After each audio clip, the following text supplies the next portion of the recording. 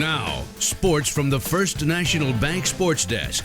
First National Bank of North Platte, the bank to think of first. A pursuit on the recruiting trail comes to a close, plus highlights from our weekend rivalry basketball here on the Rural Radio Network. Let's get started with the star from the fall. Scottsbluff senior football player Sabastian Harsh, one of the best in the entire state of Nebraska, is heading to Wyoming. Harsh took an official visit over the weekend and then accepted a preferred walk-on offer as he aims to become a star for the Pokes. I had a meeting with Coach Bull, and he kind of broke it down for me. He told me, look, if you come in here and do what you're supposed to academically and work out with the team and show us that you're working for it, then you'll be on scholarship the next 4 years. And so I think it's a great deal. All I have to do is do my part of it and keep my word. And I think he'll keep his word, and he's a good man, so I think it'll all work out.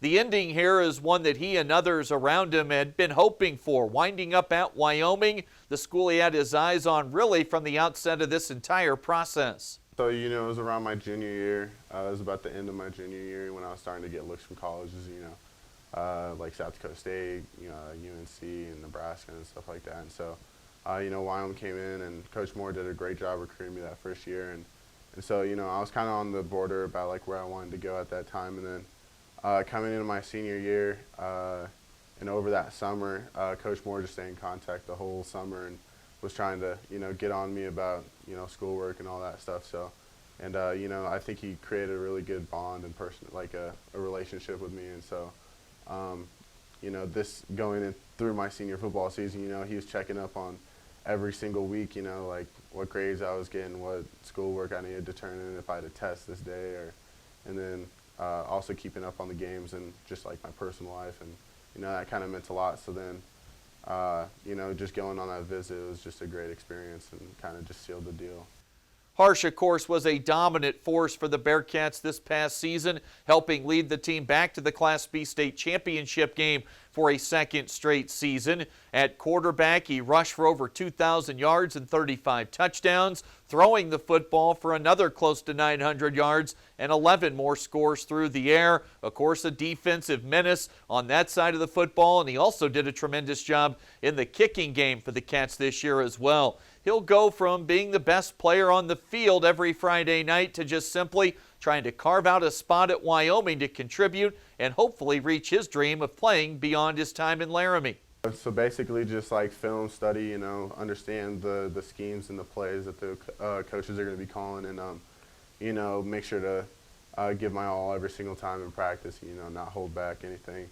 And then lastly, probably the weight room, get in the weight room, get stronger, get faster, and be kind of comfortable in that setting, and I think it'll all work out.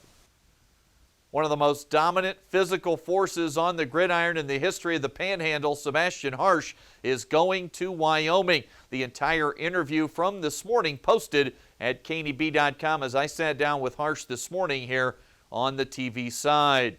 Now, taking care of that business over the weekend meant that Harsh was unavailable for Scottsbluff's game at home on the basketball floor against Gering. A rivalry doubleheader over at SHS. We had it for you here on KNEB.TV. In the girls' game, it was Gering getting off to a hot start with 3 early 3 balls as they jumped out 11-2. Scottsbluff then took over in the second quarter. Freshman Peyton Berta and senior Aubrey Krentz, that duo combined for 5 threes in that second quarter as Scottsbluff went to the locker room leading 38-20 at halftime. The Lady Cats wind up cruising in this one 60-36. They get their 10th win of the season. Gering drops to 4-13. Now to the boys contest. Also, Gering, a solid start in this one, a couple of early 3 balls, feeling pretty good about things.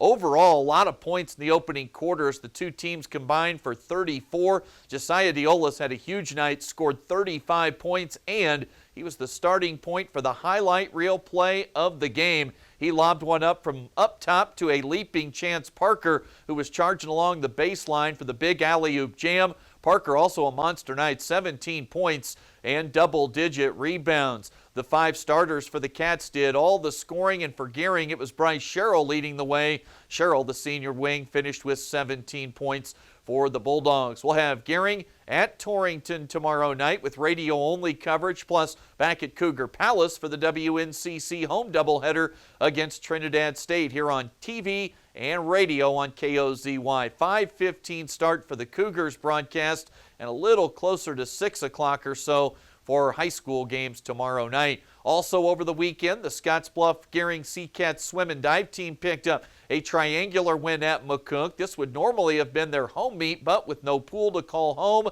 the meet was held out on the road. The girls team easily outpacing the competition, and the boys in the standings pretty tightly bunched there. They'll head to Omaha Westside for a state-like competition towards the end of the month.